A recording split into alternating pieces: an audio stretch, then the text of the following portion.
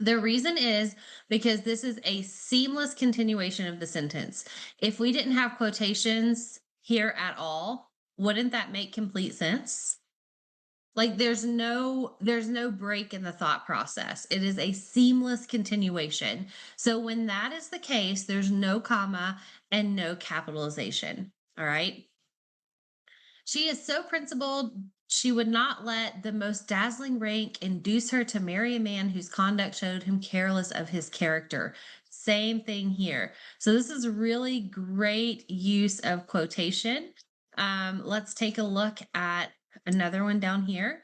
Epi and the gold were both the most valued things to Silas at different times. The first time this comparison was shown is when he mistook Epi for his coins.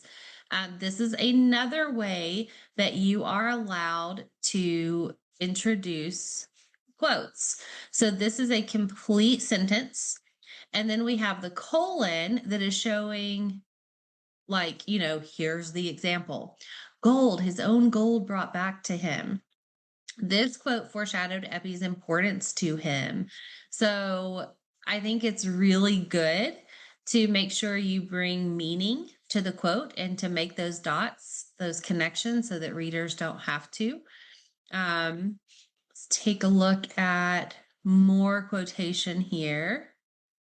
Silas's love for money began with his loom. He spent years at his loom while the coins slowly gained control of him. As the pile of coins grew, Silas became more and more obsessed. Each night, he pulled them out and counted the piles one by one. Silas became dependent on his treasure, each day finding his source of happiness in the gold coins. This is a comma splice because, so we could do a colon here, or we could take out this comma and say something like, as gradually the guineas, the crowns, the half crowns grew to a heap, and Martyr drew less and less for his own wants.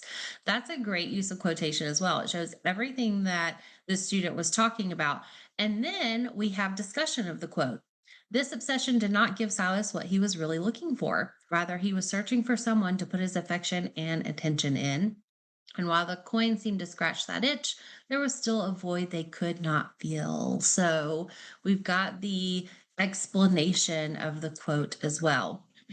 um, this one's from last year. Okay, let's take a look. How many of you actually did the different conclusion? It's okay if you didn't, just curious.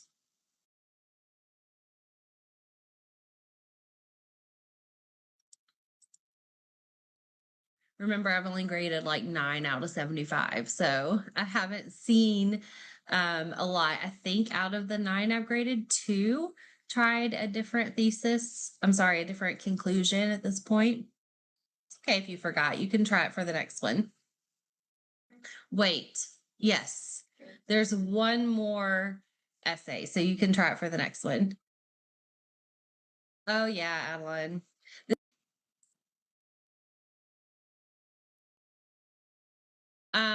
Oh, wait. You already know about it.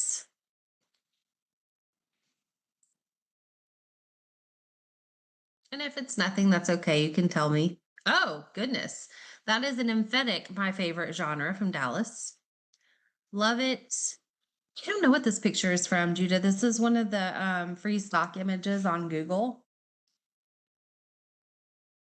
No idea. It looked dystopian to me.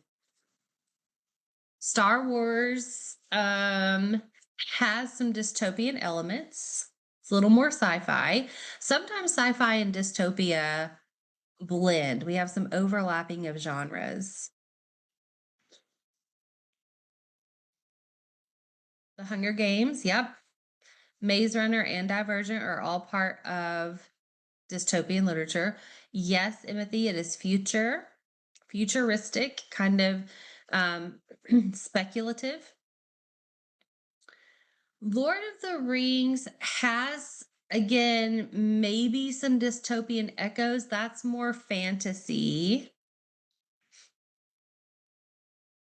Ah, there we go. Supposed to be the perfect society, but it's actually bad. So on the surface, things look really nice and tidy, and like everything is good, and we've worked out some real problems. But when it comes down to it, things are not perfect. It's not a utopian perfect society at all, right? Okay, let me tell you a little bit more about, is Stranger Things dystopian? That is, no, that is again more sci-fi than dystopia. But again, some of the things that are sci-fi-esque or fantasy-esque are used in dystopian literature to create that future speculative. I think that's why sometimes people get a little confused with those. Okay, dystopian genre. I love this quote. It's an imagined society or state of affairs in which conditions are extremely bad, especially in which these conditions result from the continuation of some current trend to an extreme. So there may be echoes of what society currently is like, but it's kind of like if we continue on this path, what could happen? It is definitely a form of sci-fi in that it deals with the speculative future, so that's where we see a little bit of the overlapping.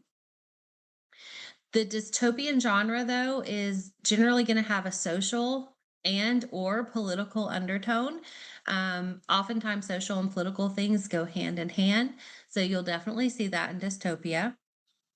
Perception versus reality is a major theme throughout dystopia. So pretty much any dystopian novel or short story or series you pick up, you're going to see the theme of perception versus reality. And also the exploration of who gets to decide what is dystopia or utopia.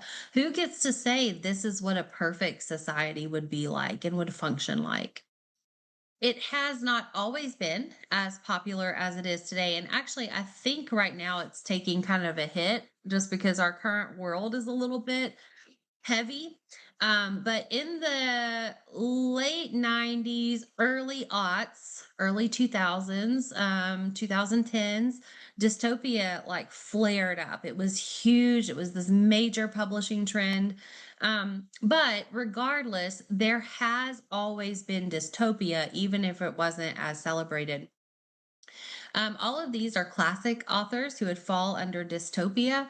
H.G. Wells, Jack London, Ayn Rand, George Orwell, Kurt Vonnegut, and then Ray Bradbury and Lewis Lowry are a little more modern, but all of these would fall under dystopia, or could, not all of their stuff, but they have works that could fall under dystopia.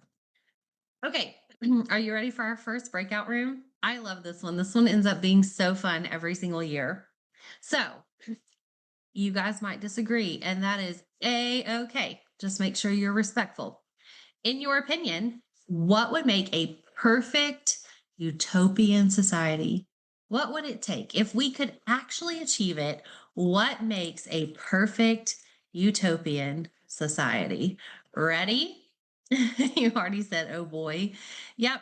Put your thinking caps on because we are getting to it. Here we go.